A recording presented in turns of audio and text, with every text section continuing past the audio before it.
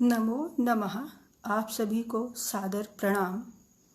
आज हम और आप वृत्ति विषय को ध्यान में रख के अपना अध्ययन प्रारंभ करेंगे। कल हमने और आपने नायिका चित्रण पढ़ा था, उससे पूर्व नायक। कथा वस्तु में पात्र और पात्र अपने उद्देश्य के लिए प्रवृत्त होते हैं। उनके द्वारा जो कार्य की प्रवृत्ति दिखाई जाती है वही दृश्य काव्य में वृत्ति के रूप में आती है। आचार्य धनंजय ने वृत्ति का लक्षण कुछ इस प्रकार से ग्रंथ में दिया है। तद्व्यापारात्मिका वृत्तिश्चतुर्धा तत्र कैशकी गीत नृत्य विलासाद्यै मृदु श्रृंगार चेष्टितै। उस नायक का प्रवृत्ति रूप जो व्यापार है, प्रवृत्ति रूप जो कार्य स्वभाव है, वही नाटक इत्यादि में वृत्ति के रूप में प्रदर्शित होता है। और कैशिकी, सात्वती, आरभटी एवं भारती 4 प्रकार की वृत्तियों से युक्त होता है। इन चारों वृत्तियों में जो कैशिकी वृत्ति है, गीत नृत्य विलासाद्यै, गीत से, नृत्य से, विलास इत्यादि कार्यों के द्वारा जो सुकुमार, अत्यंत सुकोमल श्रृंगार की चेष्टाएं हैं, उनके माध्यम से ही जो नायक का कार्य व्यापार ग्रथित किया जाता है, गूंथा जाता है, दृश्य काव्य के लिए रचा जाता है, वह कैशिकी वृत्ति का आधार होता है और काम रूपी पुरुषार्थ को प्रदान करने वाला होता है। इस कैशिकी वृत्ति के 4 अंग हुआ करते हैं, जिनका उल्लेख ग्रंथ में इस प्रकार है। नर्म तत् स्फिंज तत् स्फोट तदगर्भश्चतुरांगिका।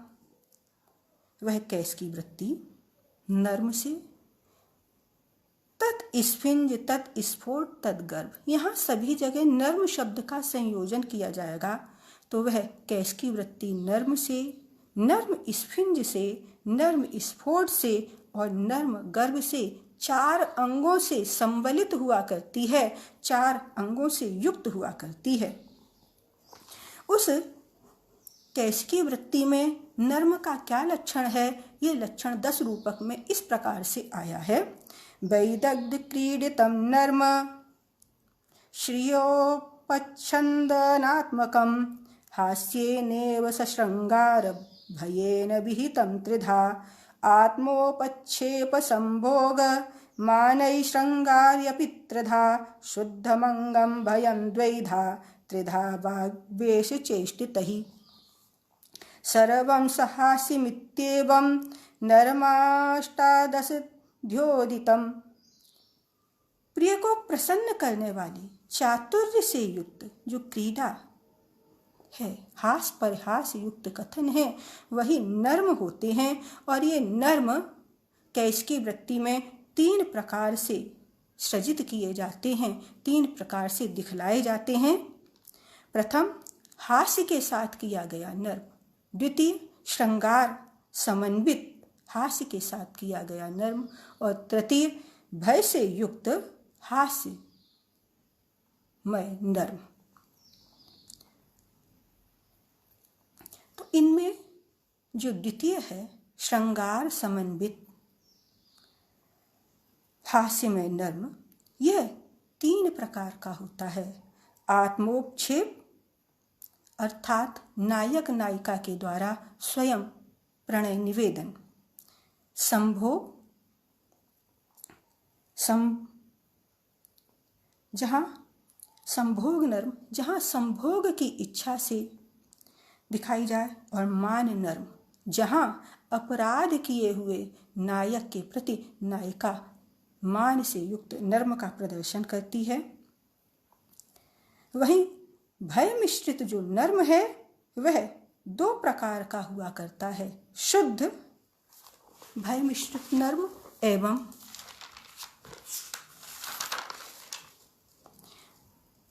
किसी रस के अंगभूत भय से मिश्रित नर्म। यह नर्म इस प्रकार 6 भेदों से युक्त हो गया। पहला हास्य युक्त, दूसरा श्रृंगार समन्वित 3 भेदों से युक्त, और तीसरा भय समन्वित जो नर्म है 2 भेदों से युक्त होकर के अपने 6 भेदों को प्राप्त होता है। और पुनः वाणी, वेश तथा चेष्टा के आधार पर इनके 3 प्रकार के भेदों का निर्माण हो जाया करता है। इस प्रकार नर्म के 18 भेद दृश्य काव्यों में देखने को मिलते हैं। प्रियजन को प्रसन्न करने के लिए शिष्टता से युक्त जो हास परिहास है, उसी को हम और आप दृश्य काव्य में नर्म कहते हैं। वह शुद्ध हास्य रूप, श्रृंगारी हास्य रूप नर्म एवं भय मिश्रित हास्य रूप नर्म 3 प्रकार से युक्त होता है। श्रृंगारी हास्य के 3 भेद हो जाते हैं। स्व अनुराग निवेदन, प्रथम भेद है स्व अनुराग निवेदन, द्वितीय भेद है संभोगेच्छा, और तृतीय भेद है स्वापराध अप्रिय प्रतिवेदन। वहीं जो भय मिश्रित हास्य युक्त नर्म है, उसके भी 2 भेद हो जाते हैं, एक शुद्ध, एक रस के अंतर्गत आया हुआ हास्य। तो इस प्रकार से यह नर्म 6 प्रकार के भेदों से युक्त होकर के पुनः वाणी, चेष्टा और वेशभूषा के आधार पर आपस में परस्पर संयोजित करने पर 18 प्रकार से उपस्थित होता है।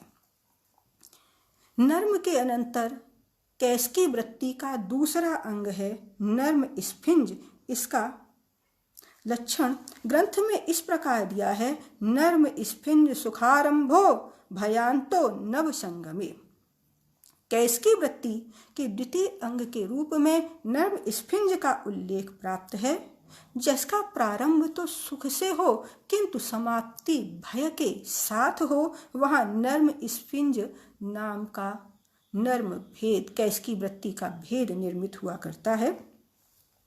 यथा मालविकाग्निमित्रम में अग्निमित्र के द्वारा कहे गए वाक्य पर प्रत्युत्तर देती है मालविका कि भर्तः देव्या भयेन आत्मानोपि प्रिय कर्तुम न पारयामः।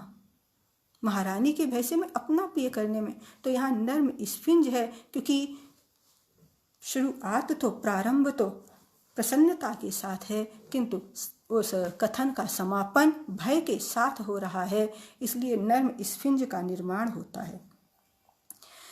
तीसरे प्रकार की कैसकी वृत्ति का अंग नर्म स्फोट है। नर्म स्फोटस्तु भावानां सूचितो अल्प रसो लवई। जहाँ भावों के लेस मात्र की सूचना से किंचित श्रृंगार की भी सूचना हो, तो वहाँ नर्म स्फोट नाम का कैसकी वृत्ति का तीसरा अंग रचित हो जाता है। यथा मालती माधव में मकरंद का कथन है कि मालती गमन में आलस कर रही है। तो इस प्रकार से उस कथन के आधार पर वहाँ नर्म स्फोट का वर्णन हमें देखने को प्राप्त होता है। कैसकी वृत्ति का चतुर्थ अंग नर्म गर्भ है। इसका लक्षण ग्रंथ में इस प्रकार दिया हुआ है, छन्न नेत्र प्रतिचारो नर्म गर्भो अर्थ हेतवे। छन्न नेत्र प्रतिचारो, किसी प्रयोजन की सिद्धि के लिए नायक के द्वारा जो छिप करके व्यवहार किया जाता है, जो छिप करके कार्य प्रवृत्ति में प्रवृत्ति दिखलाई जाती है, वही नर्म गर्भ की नाम की कैसकी वृत्ति का अंग होती है। यथा प्रियदर्शिका नाटिका में वत्सराज के वेश में मनोरमा का प्रवेश करना, यह कैसकी वृत्ति हास्य से भी युक्त होती है और हास्य रहित भी होती है। इसीलिए कारिका आई है, अंगई सहास्य निर्हासई रेवी रे सात्र कैसकी। इस प्रकार से ये जो कैसकी वृत्ति है, हास्य युक्त और हास्य रहित अंगों के साथ श्रृंगारी नाटकों में निरूपित की जाती है। तदनंतर दूसरा कार्य व्यापार जिसे हम सात्विकी वृत्ति के नाम से जानते हैं, उसका लक्षण ग्रंथ में इस प्रकार है। विशोका सात्वती सत्व शौर्य त्याग दया जवै संलापोत्थापकावस्थां संघात्य परिवर्तकः। जो सत्व से युक्त, बल से युक्त, शौर्य, त्याग, दया और सरलता से युक्त नायक का शोक रहित कार्य व्यापार है, वही सात्विकी वृत्ति कहलाता है, सात्विकी नाम का व्यापार कहलाता है। और इस सात्विकी वृत्ति के 4 भेद हुआ करते हैं, संलापक, उत्थापक, संघात्य और परिवर्तक। इसमें संलापक का लक्षण इस प्रकार है। संलापको गंभीरोक्ति नाना भाव रसमिथा। विविध प्रकार के भावों एवं रसों से युक्त जो गंभीर कथन है, वह संलापक नाम की सात्वती वृत्ति का अंग हुआ करते हैं। यथा महावीर चरित में राम तथा परशुराम का संवाद। उत्थापकस्तु यत्रादौ युद्धायोत्थापयेत् परम। जहाँ पहले एक पात्र दूसरे पात्र के साथ युद्ध के लिए उत्साहित करे, दूसरे पात्र को युद्ध के लिए भड़काए, वहाँ पर नायक के द्वारा जो किया जाने वाला व्यापार है, उत्थापक नाम की सात्वती वृत्ति का अंग हो जाया करता है। यथा महावीर चरित में आनंदाय च विस्मयाय च मया दृष्टोस्ति दुखाय वह इत्यादि के आधार पर ये पुस्तक में दर्शाया गया है। मंत्रार्थ देव शक्त्यादे संघात्य संघभेदनम। मंत्र शक्ति के आधार पर अथवा अर्थ शक्ति के आधार पर अथवा दैव शक्ति के आधार पर किसी समूह में खंडन करने की क्रिया व्यापार को ही संघात्यक नाम का सात्वती वृत्ति का अंग माना जाता है। यथा मुद्रा राक्षस में चाणक्य के द्वारा राक्षस के मित्रों के मध्य में भेदन करना। प्रारब्धोत्थान कार्यान्य कारणात् परिवर्तकः। प्रारंभ किए गए कार्यों में को छोड़ करके जब नायक किसी अन्य कार्य में को प्रारंभ कर दे, तो परिवर्तक नाम की सात्वती वृत्ति का अंग निर्मित हो जाता है। यथा महावीर चरित का ही उदाहरण है। परशुराम के द्वारा कहे गए हे रम्मदंत मुसलोल्लिखितै भित्ति इत्यादि श्लोक के अनंतर राम जी का जो संवाद है कि भगवन परिरंभणम इति प्रस्तुत प्रतीपम एतत्। यहाँ परिरंभण शब्द तो इसके विपरीत है, यानी जो युद्ध का बाग, युद्ध की उत्साह की स्थिति थी, उसमें परिवर्तन हो गया, इसलिए यहाँ पर परिवर्तक नाम का सात्वती वृत्ति का अंग निर्मित हो जाता है। एभिरंगै चतुर्धेयं सात्वत्यारभटो पुनः मायेन्द्रजाल संग्राम क्रोधोद्भ्रांतादि चेष्टितः संक्षिप्तिका स्यात् संफेटो वस्तुत्थापन अवपातने माया मंत्र बलेन विद्यमान वस्तु प्रकाशनम। एभिरंगे चतुर्धेयम सात्वती। इस प्रकार से सात्वती वृत्ति के 4 अंग संलापक, उत्थापक, संघात्यक और परिवर्तक का वर्णन करने के अनंतर पुनः आर्भटी। अब तृतीय वृत्ति आर्भटी का उल्लेख ग्रंथ में आया है कि माया इंद्रजाल संग्राम। माया यानी मंत्र बल के आधार पर अवस्तु की स्थापना, इंद्रजाल, संग्राम, क्रोध, उद्भ्रांति इत्यादि चेष्टाओं से युक्त ये आर्भटी वृत्ति भी 4 प्रकार के अंगों से युक्त है। संक्षिप्तिका, संफेट, वस्तुत्थापन और वस्तु अवपातन। माया का लक्षण करते हुए लिखा है कारिका में ही, माया मंत्र बलेन अविद्यमान वस्तु प्रकाशनम। माया अर्थात मंत्र बल के द्वारा, अपनी मंत्र शक्ति के द्वारा जो अविद्यमान वस्तु है उसकी स्थापना ही माया कहलाती है। और इंद्रजाल अर्थात तंत्र बल के आधार पर किसी वस्तु को प्रकाशित करना इंद्रजाल इत्यादि है। तो माया, इंद्रजाल और आपका संग्राम, क्रोध, उद्भ्रांति इत्यादि चेष्टाओं के आधार पर आर्भटी वृत्ति बनती है, जिसका प्रथम अंक संक्षिप्त का है। और संक्षिप्त का लक्षण कुछ इस प्रकार से दिया गया है। संक्षिप्त वस्तु रचना संक्षिप्ति शिल्प योगतः पूर्व नेत्र निवृत्त्यान्ये नेत्रांतर परिग्रह। संक्षिप्त वस्तु रचना, बड़े संक्षिप्त रूप में किसी वस्तु की रचना कर दी जाए, शिल्प योग्यता, अपनी शिल्प कौशल के आधार पर, तो वहाँ संक्षिप्ति नाम का आर्भटी वृत्ति का अंग होता है। या पूर्व नेत्र निवृत्त्या, पूर्व नेता हट जाए और उसके स्थान पर अन्य नेता आ जाए, तो वहाँ पर भी संक्षिप्ति नाम की आर्भटी वृत्ति का वर्णन होता है। शिल्प योग, शिल्प के प्रयोग में द्वारा संक्षिप्त वस्तु रचना की वृत्ति करते हुए आचार्य धनिक ने कहा है कि मृदा, बांस, पत्र, चर्म इत्यादि पदार्थों के आधार पर वस्तु के निर्माण को ही संक्षिप्ति कहते हैं। यथा उदयन चरित में काष्ठ हाथी का निर्माण। किंतु अन्य आचार्यों का मानना है कि जहाँ पूर्व नायक के हट जाने के अनंतर अन्य नायक आ जाए, तो वहाँ पर संक्षिप्ति नाम के आर्भटी वृत्ति का अंग निर्मित होता है। यथा बाली निवृत्त्या सुग्रीवा, जैसे बाली के निवृत्त होने पर, बाली के मारे जाने पर सुग्रीव का पदासीन होना इत्यादि।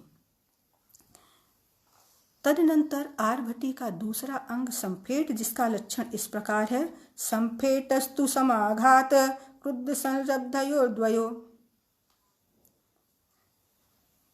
जब क्रुद्ध और उत्तेजित दो व्यक्ति एक दूसरे पर प्रहार करते हैं, तो वहां संफेट नाम की आर्भटी वृत्ति का द्वितीय अंग निर्मित हो जाता है। यथा मालती माधव में माधव और अघोर घंट का वृत्तांत, यथा रामायण में मेघनाद और लक्ष्मण का वृत्तांत। ये संफेट का उदाहरण है। तदनंतर वस्तुत्थापन नाम का आर्भटी का अंग, जिसका लक्षण ग्रंथ में इस प्रकार है। माया दुत्थापितं वस्तु वस्तुत्थापनमिष्यते। जहाँ माया अर्थात मंत्र बल के आधार पर अविद्यमान वस्तु को स्थापित किया जाए, वहीं वस्तुत्थापन नाम की आर्भटी वृत्ति का अंग निर्मित हो जाता है। यथा उदात्त राघव में जीयन्ते जयनोपि सांद्रतिमिरव्रातैर्व्यापि इत्यादि श्लोकों में वहाँ पर आर्भटी वृत्ति का ही चित्रण किया गया है, वस्तु उत्थापन किया गया है। वस्तु अवपातन नाम की चौथी आर्भटी वृत्ति। अवपातस्तु निष्क्राम्य प्रवेश त्रास विद्रवै। निष्क्रमण में अर्थात निकलने में, प्रवेश में, त्रास में और भय से युक्त पलायन करने में अवपात नाम की चौथी आर्यभटी वृत्ति का अंग निर्मित हो जाता है। यथा रत्नावली नाटिका का उद्धरण दिया गया है। कंठे कृत्तावशेषम कनकमय मधा श्रृंखला दाम कर्षण इत्यादि में प्लवंग को देख करके राजा उदयन के अंतःपुर के पात्रों में जो भय के कारण पलायन की प्रवृत्ति दिखाई देती है, वह अवपात नाम के आर्भटी वृत्ति का अंग है। एभिरंगै चतुर्धेयं नाथावृत्तिरतः परा चतुर्थी भारती सापि वाच्या नाट्यलक्षणे कैशिकी सात्वती चाथ वृत्तिमारभटीमिति पठन्ताः पंचमो वृत्ति मोदभटः प्रतिजानते। इन 4 अंगों से युक्त आरभटी वृत्ति होती है। संक्षिप्त का, संफेट, वस्तु उत्थापन और वस्तु अवपातन, इन 4 अंगों से युक्त आरभटी वृत्ति है, कही गई है। अब न अर्थवृत्ति अतः परा, इससे अतिरिक्त कोई अन्य अर्थवृत्ति, नायक के प्रयोजन को सिद्ध करने वाली कोई और वृत्ति नाटक के में नहीं आती, क्योंकि ये अर्थ की वृत्तियां हैं, नायक के प्रयोजन और अर्थ को सिद्ध करने वाली हैं। भारती शब्द वृत्ति है। चतुर्थी भारती सापी, और जो चौथी वृत्ति है वह भारती शब्द से निर्मित होती है। वाच्य नाटक लक्षणे, और वह नाटक के लक्षण में कहीं बतलाई जाएगी, क्योंकि वह शब्दगत वृत्ति है, वह अर्थगत वृत्ति नहीं है। कैशिकी सात्वती चाथ वृत्ति मारभटीमिति, तो इस प्रकार से 3 वृत्तियां कैशिकी, सात्वती और आरभटी ये अर्थ वृत्तियां हैं, नायक के प्रयोजन को सिद्ध करने में सहायक होती हैं, जबकि शब्द व्यापारमयी भारतीय वृत्ति है। पठन्ता पंचमो वृत्ति मोदभट प्रतिजानते, उद्भट जी कोई 5वीं अर्थ वृत्ति भी जानते हैं, ऐसा उल्लेख प्रस्तुत ग्रंथ में किया गया। आचार्य धनिक ने वृत्ति में लिखा है, स तु लक्ष्ये क्वचिदपि न दृश्यते न चोपपद्यते रसेषु हास्यादीनां भारत्वात्मिकत्वात् नीरसस्य च काव्यार्थस्य अभावात्। यह जो 5वीं अर्थवृत्ति है वह लक्ष्य ग्रंथों में कहीं पर भी परिलक्षित नहीं होती, किसी भी नाट्य ग्रंथ में दिखाई नहीं देती और ना ही रस के उपयुक्त है, क्योंकि हास्य इत्यादि समस्त रसों की उत्पत्ति भारतीय वृत्ति में ही समाहित है। इस प्रकार कोई भी नीरस वस्तु दृश्य काव्य में आबद्ध नहीं होती। अतः यह नहीं कहा जा सकता कि अर्थवृत्ति रस का अनुसरण करती हुई कोई 5वीं अर्थवृत्ति भी है। इसीलिए कैशिकी, सात्वती और आरभटी 3 ही अर्थवृत्तियां हैं, और चौथी जो भारती नाम की वृत्ति है वह शब्द के व्यापार की वृत्ति है, वह शब्द वृत्ति है, और वह आमुख का अंग होकर के प्रयुक्त होती है।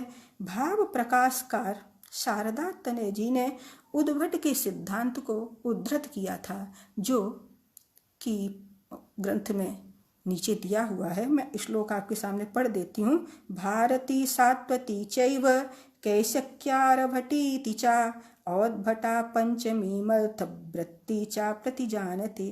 भारती, सात्वती, कैशिकी और आरभटी ये वृत्तियां हैं, और उद्भट जी एक 5वीं अर्थवृत्ति भी जानते हैं, किंतु यहाँ पर आचार्य ने स्पष्ट कर दिया कि 3 ही वृत्तियां रस के लिए उपयुक्त हैं, और जो चौथी वृत्ति है भारती वही सारे रस के लिए उपयुक्त है। अर्थ प्रयोजन के लिए 3 वृत्तियां हैं, कैशिकी, सात्वती और आरभटी, और रस व्यापार भारतीय वृत्ति से होता है। इसके अतिरिक्त अन्य कोई वृत्ति नाट्य शास्त्र में, नाट्य साहित्य में यहाँ 10 रूपक में नहीं ग्रहण की गई है। तदनंतर बताते हैं कि इन वृत्तियों के आधार पर कैसे रस की उत्पत्ति होती है, किस किस रस में कौन कौन सी वृत्तियां होती हैं। तो श्रृंगारे कैशिकी वीरे सात्वत्यारभटी पुनः रसे रौद्रे च बीभत्से वृत्ति सर्वत्र भारती। कैशिकी वृत्ति श्रृंगार रस के नाटकों में प्राप्त होती है, और सात्वती वीर रस के नाटकों की वृत्ति है। रौद्र रस और बीभत्स रस में आरभटी वृत्ति का प्रयोग करना चाहिए, तथा भारती वृत्ति सर्वत्र समस्त नाट्य ग्रंथ में विद्यमान रहती है। इसके अनंतर आचार्य ने, क्योंकि नाट्य एक प्रयोग कला है, इसीलिए इसके अनंतर आचार्य ने देश, काल इत्यादि के आधार पर नायक इत्यादि की वेशभूषा, भाषा, क्रियाकलाप, संबोधन इत्यादि का उल्लेख आगे की कारिकाओं में किया है। देश, भाषा, क्रियावेश लक्षणाशु प्रवृत्तयः लोकादेवावगम्यैता यथौचित्यं प्रयोजयेत्। देश काल के अनुकूल ही भाषा, क्रिया, वेशभूषा इत्यादि के लक्षण एवं प्रवृत्तियां की जानी चाहिए, क्योंकि लोक से ही इसका ज्ञान प्राप्त होता है। तो जहाँ जैसा औचित्य हो उसी के अनुसार उसका संयोजन किया जाना चाहिए। तो भाषा का आगे चित्रण करते हैं। पाठ्यन्तु संस्कृतं नृणाम् अनीचानां कृतात्मनां लिंगीनां महादेव्या मंत्रिजा वैश्ययो क्वचित्। जो अनीचा नाम नृणाम, जो अनीच पात्र हैं, जो उत्तम पात्र हैं, नीच नहीं है, अर्थात जो कुलीन पात्र हैं, अथवा जो कृतात्मा यानी श्रेष्ठ पुरुष, महात्मा, ब्रह्मचारी इत्यादि उत्तमतम मनुष्य हैं, उनका जो पाठ्य है, संवाद है, संस्कृतम संस्कृत में होना चाहिए।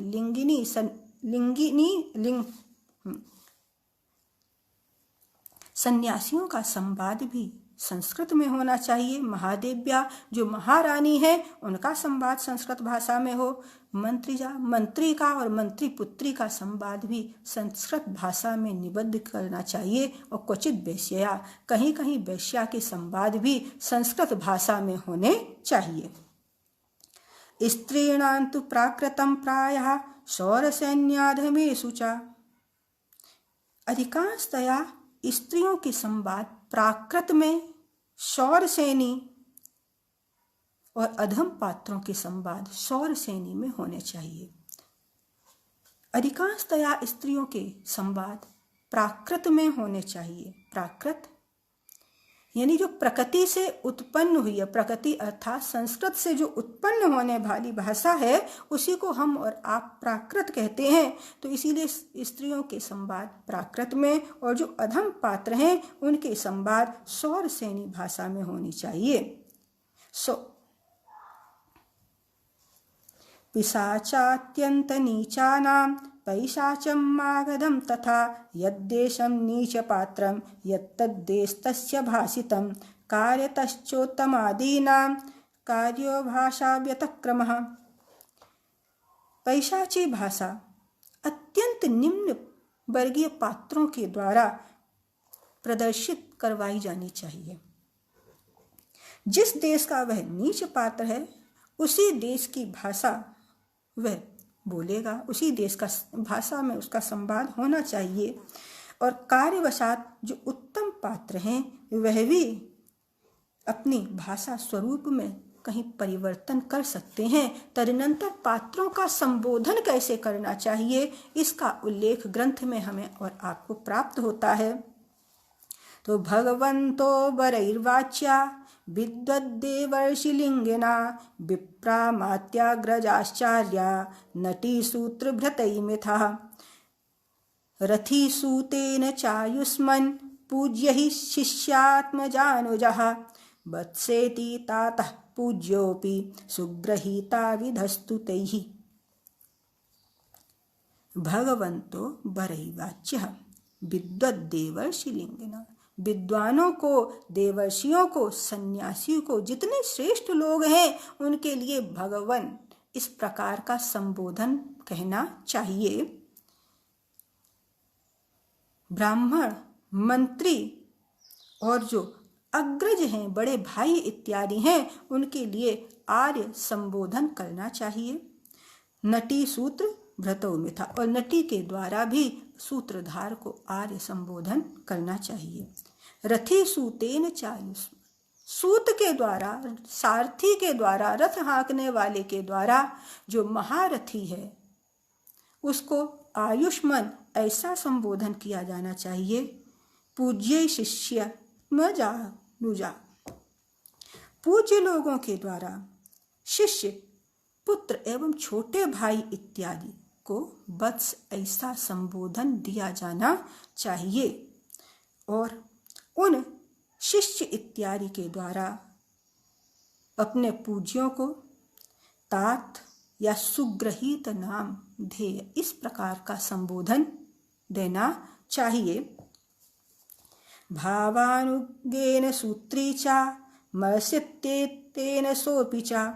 पारिपार्श्वक सूत्रधार को भाव ऐसा संबोधन करे और सूत्रधार पारिपार्श्वक को मारिस या मार्स इस प्रकार का संबोधन करे, अर्थात पारिपार्श्वक के द्वारा सूत्रधार भाव शब्द से पुकारा जावे और पारिपार्श्वक को सूत्रधार कार्यवश मार्स या मारिस इस प्रकार से संबोधन करके वाक्य कहे।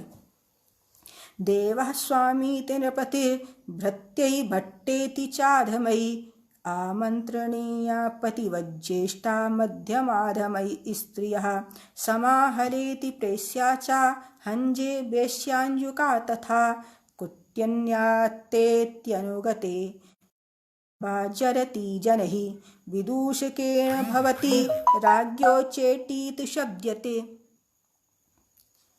देवा स्वामी इति नृपति भृत्य। राजा के सेवकों के द्वारा राजा को देव अथवा स्वामी इस प्रकार का संबोधन दिखलाया जाना चाहिए और जो अधम सेवक हैं उनके द्वारा भट्ट इस प्रकार का संबोधन। और आमंत्रणीया पतिवत, पति के समान ही पुकारी जानी चाहिए ज्येष्ठा मध्यमा और अधम स्त्रियां। जैसे उनके नायकों का संबोधन है उसी प्रकार नायिका का भी संबोधन भट्टिनी इत्यादि किया जाता है। देवी भट्टिनी इत्यादि स्वामिनी। समाहलेति प्रेष्या चा हंजे वैश्यांजुका तथा। जो स्त्रियां अपनी समान अवस्था वाली हैं सहेली उनके लिए हला और प्रेष्या और हंजे वैश्यांजुका तथा वैश्या अज्जुका शब्द का प्रयोग करे, हंजे और अज्जुका का। कुट्टिन्या अत्ते, कुट्टिनी के लिए वैश्या की माता के लिए अत्ता शब्द का प्रयोग करे। पूज्यांबा जरती जनई, जो वृद्धा स्त्रियां हैं उनके लिए अम्बा शब्द का संबोधन करना चाहिए। विदूषकेण भवति राज्ञो चेटीति शब्द्यते। विदूषक के द्वारा रानी और चेटी दोनों के लिए ही भवति इस प्रकार के शब्द का प्रयोग किया जाना चाहिए।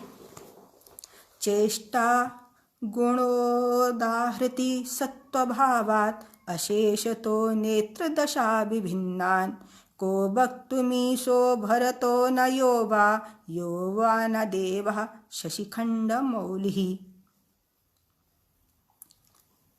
देवः शशिखण्डमौली, भगवान शिव चंद्रमा है शिखर पर जिनके, ऐसे भगवान चंद्रशेखर। और भरत के अतिरिक्त ऐसा कौन है जो चेष्टा गुण उदाहृति एवं सात्विक भाव और अगणित नायक नायिका पात्र इत्यादि से भिन्न भिन्न दशाओं की भिन्न भिन्न क्रियाओं का वर्णन करने में समर्थ हो सके। इसी के साथ आपका 10 रूपक का द्वितीय प्रकाश समाप्त होता है। किंतु अभी हमारी शब्दगत वृत्ति भारती का लक्षण रह गया है और अब हम और आप तृतीय प्रकाश में प्रवेश करते हैं। वैसे तो नियम के अनुसार वस्तु नेता रस तृतीय प्रकाश में रस की स्थापना की जानी चाहिए थी, किंतु धर्मी के ज्ञान होने पर ही धर्म की हेयोपादेयता ज्ञात होती है। धर्मी का ज्ञान होता है जब हमें नाटक का ज्ञान होगा तो उसमें किस प्रकार से रस का प्रकर्ष प्रकट होगा ये ज्ञात हो पाएगा। अतः इस तृतीय प्रकाश में आचार्य ने नाटक भेदों का उल्लेख किया है। हम और आप तृतीय प्रकाश प्रारंभ करते हैं क्योंकि हमें भारतीय वृत्ति के लक्षण तक तो कम से कम जाना ही है। तो प्रथम कारिका आई है तृतीय प्रकाश की, प्रकृतित्वादथान्येषां भूयोरस्परिग्रहात् सम्पूर्णलक्षणत्वाच्च पूर्वं नाटकमुच्यते।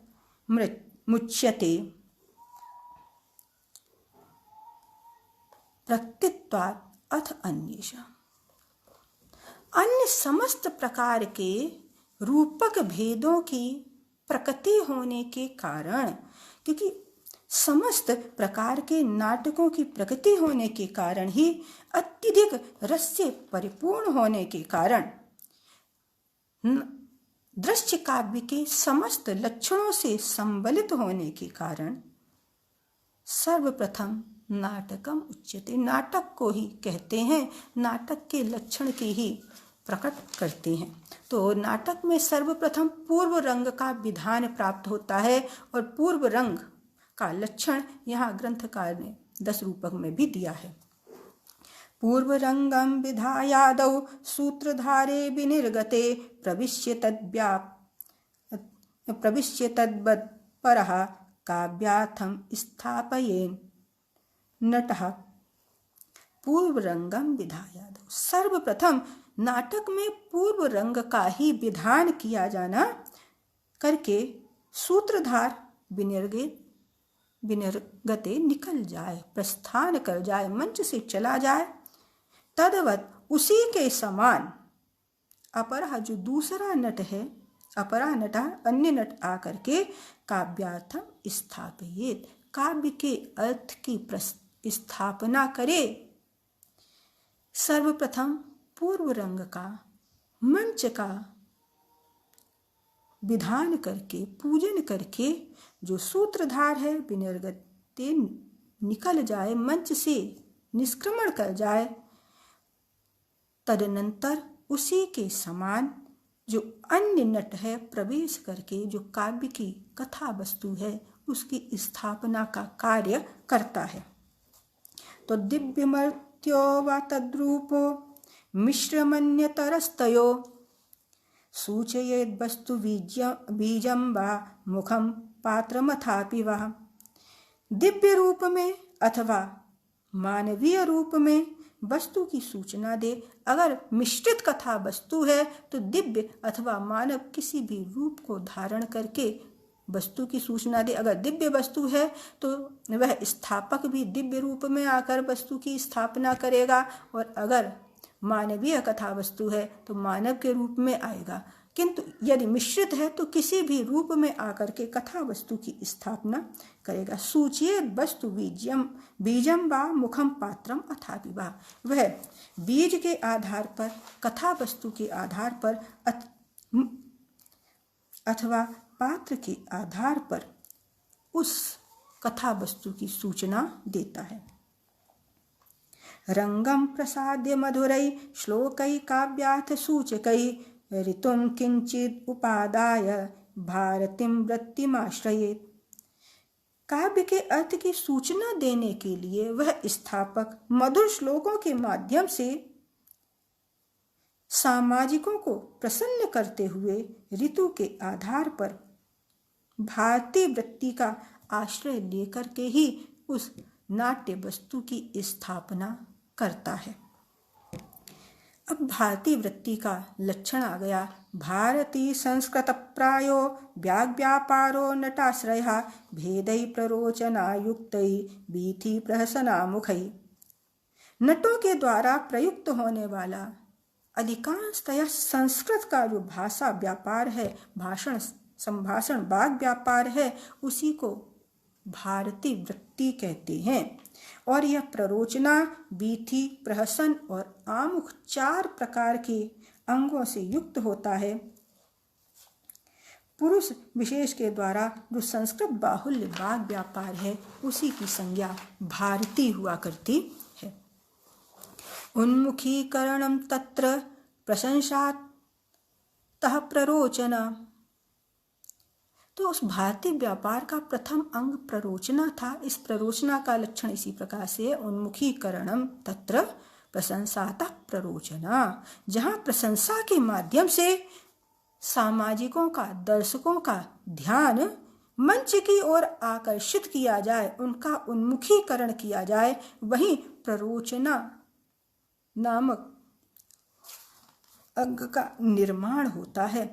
अर्थात प्रस्तुत नाटक आदि के अभिप्राय से प्रशंसा के माध्यम से दर्शकों का चित्त मंच की ओर आकर्षित कराना ही प्ररोचना कहलाता है।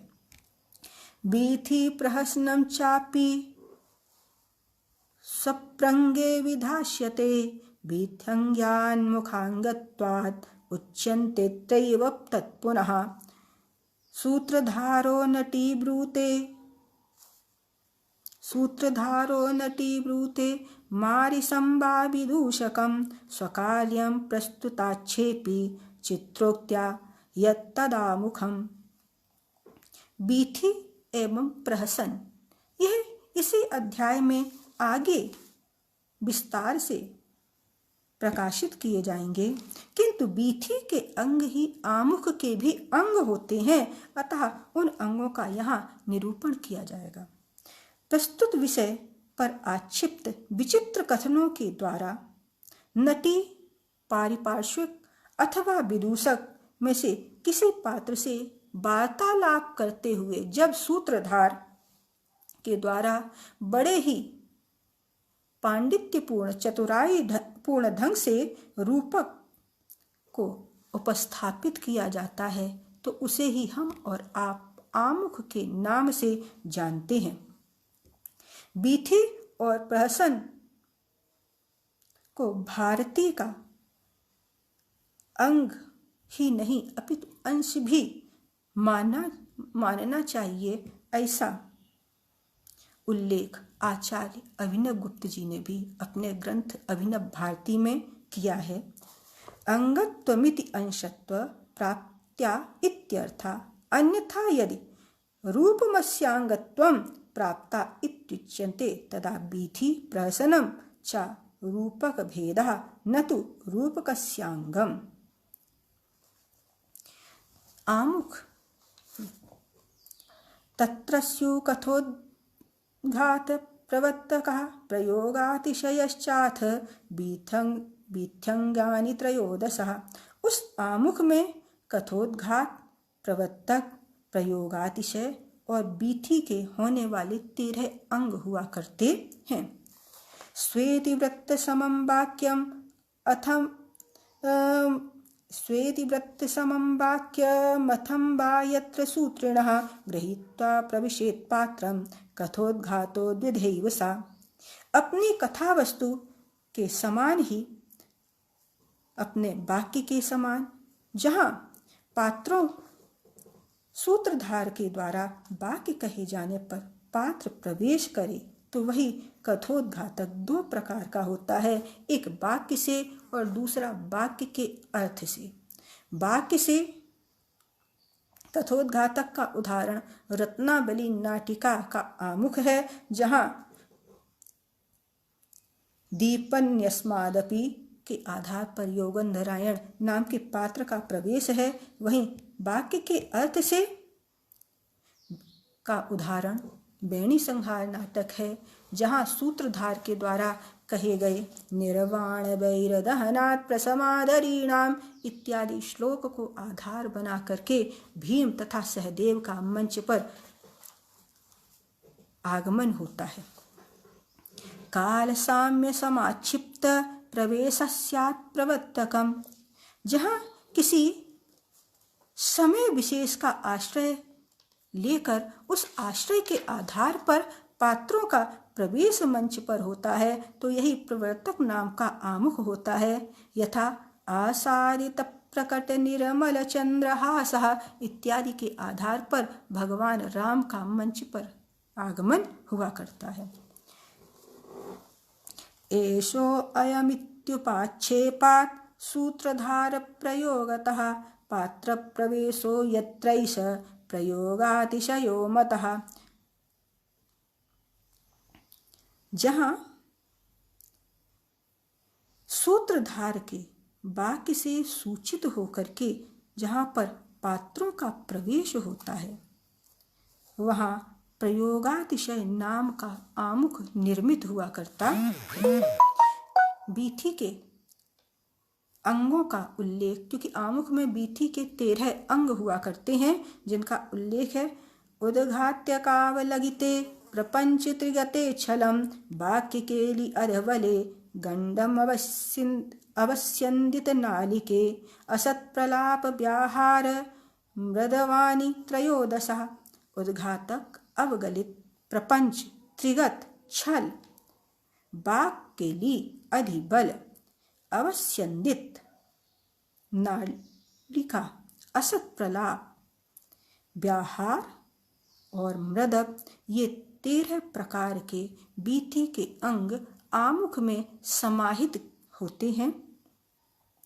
गूढ़ार्थ पद पर्याय माला प्रश्नोत्तरस्य च यत्रान्योन्यं समालापो द्वेधोद्घात्यं तदुच्यते। जहाँ गूढ़ अर्थ का क्रम से प्रयोग हो अथवा प्रश्नोत्तर की श्रृंखला से जब दो पात्र बातचीत करें, तब उद्घात्यक नाम का बीथी का अंग आमुख में निर्मित हो जाता है। दो पात्रों द्वारा प्रयुक्त गूढ़ अर्थ वाले शब्दों का प्रयोग अथवा उसके पर्याय में पंक्तिबद्ध हो के प्रश्नोत्तरी माध्यम से जब संवाद हो दो पात्रों के मध्य, तो इस प्रकार 2 प्रकार से उद्घात्यक नाम का बीथी का अंग आमुख में निर्मित होता है। यत्रैकत्र समावेशात् कार्यमन्यत् प्रसादयेत् प्रस्तुतेन्यत्र वान्यत् स्यात् तच्चावलगितं द्विधा। जहाँ एक क्रिया के द्वारा एक कार्य के बहाने से किसी अन्य कार्य को भी संपादित कर दिया जाए या प्रस्तुत अन्य हो और कार्य सिद्धि अन्य रूप में हो जाए, तो वहाँ अवलगित नाम का बीथ्यंग हुआ करता है। असद्भूत मिथा स्तोत्रम प्रपंचे हास्यकृन्मतः। जहाँ परस्पर हास्यकारी असत कथनों का उच्चारण हो, वहाँ प्रपंच नामक बीथ्यंग निर्मित होता है, यथा कर्पूर मंजरी नाटिका में। श्रुति साम्यादनेकाथ योजनं त्रिगतं त्विह नाट्यादि त्रिगतालापा पूर्वरंगम तदिश्यते। जब शब्द के समान ही अनेकार्थों की कल्पना का करना ही त्रिगत कहलाता है, अथवा नटी, सूत्रधार और पारिपार्श्वक ये तीनों ही पात्र आपस में वार्तालाप करें तो त्रिगत नाम के बीथ्यंग का निर्माण हो जाया करता है, यथा विक्रमोर्वशीयम में। प्रियैर्वाक्यैर्विलोभ्य छलनाच्छलम। ऊपर से देखने में प्रिय किंतु अंदर से अप्रिय वाक्यों के द्वारा जहाँ ठगने का, छल करने का कार्य किया जाए, वहीं छल नाम का बीथ्यंग निर्मित हो जाता है। विनिर्वृत्त्यास्य वाक्येली द्विस्त्री प्रत्युक्ततोऽपि वा। प्रकरण प्राप्त बात कहते कहते उस बात से अचानक से बदल जाना, कोई बात कहते कहते उस वाक्य में परिवर्तन कर लेना ही वाक्य केली नाम का बीथी का अंग है। अथवा जहाँ 2 या 3 लोग आपस में कथन प्रतिकथन करें तो वहाँ वाक्य केली नाम के बीथ्यंग का निर्माण होता है। अन्योन्य वाक्याधिक्योक्ति स्पर्धायाधिबलम भवेत्। जहाँ 2 व्यक्ति एक दूसरे की अपेक्षा बढ़ चढ़ करके स्पर्धा वाली बातें करें तो वहीं पर अधिबल नाम का बीथ्यंग निर्मित हो जाता है, जैसे बैणी संहार में अर्जुन तथा दुर्योधन का संवाद। गंडा प्रस्तुत संबंधी भिन्नार्थम सहसोदितम। प्रस्तुत विषय से संबद्ध किंतु भिन्न अर्थ को प्रकट करने वाली अचानक कहे गए वाक्य ही गंड नाम के बीथ्यंग हुआ करते हैं। यथा उत्तर रामचरित में राम के द्वारा कहा गया ये श्लोक इयं गेहे लक्ष्मी इत्यादि। रसोक्तस्यान्यथा व्याख्या यत्रावस्यन्दितं हि तत्। जहाँ कहे गए शब्द का दूसरा ही अर्थ निकाल लिया जाए वहाँ अवस्यन्दित नाम का बीथ्यंग होता है। यथा छलित राम नाटक में सोपहासा निगूढ़ा था नालिकेव प्रहेलिका। हास्य से युक्त जो गूढ़ कथन पहेली इत्यादि है वही नालिका कहलाती है। यथा मुद्रा राक्षस में चर हंहो ब्राह्मणा मा कुप्य किमपि तबोपाध्यायो जानाति इत्यादि।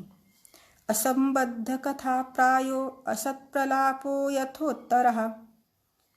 प्रायः एक के बाद एक असंबद्ध कथनों का कहना ही असत प्रलाप कहलाता है। यथा विक्रमोर्वशीय नाटक में पुरुरभा हंस प्रयच्छ मेकांताम इत्यादि के द्वारा। अन्याथमेव व्याहारो हास्य लोभकरम वचः। जिसका प्रयोजन कुछ और होता है ऐसे हास्य पूर्ण या लोभजनक जो वचन है वही व्याहार नाम के बीथी अंग को निर्मित कर देते हैं। यथा मालविकाग्निमित्रम में विदूषक का कथन दोषा गुणा गुणा दोषा यत्र स्युमृदवं हि तत्।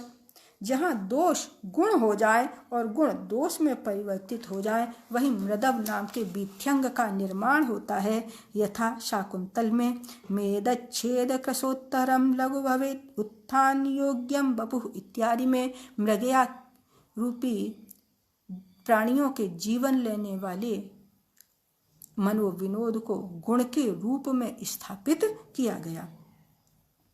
इस प्रकार प्रस्तावना के 16 अंगों का निरूपण किया गया। एषाम अन्यतमेनार्थम पात्रम चाक्षिप्य सूत्रभृत प्रस्तावनान्ते निर्गच्छेत ततो वस्तु प्रपंचयेत। इस प्रकार से प्ररोचना बीथी प्रहसन आमुख इत्यादि में से किसी एक के द्वारा कथा वस्तु अथवा पात्र को सूचित करके सूत्रधार प्रस्तावना के अनंतर मंच से निर्गमन कर जाए निकल जाए। तदनंतर नाट्य कथा वस्तु का अभिनय प्रपंच प्रारंभ होना चाहिए। इसी के साथ मैं आज अपना अध्याय वृत्ति एवं विविध प्रयोग समाप्त करती हूँ। आप सभी सुधीजनों ने बड़े ध्यान से सुना, उसके लिए सभी को मेरा सादर प्रणाम, नमस्कार।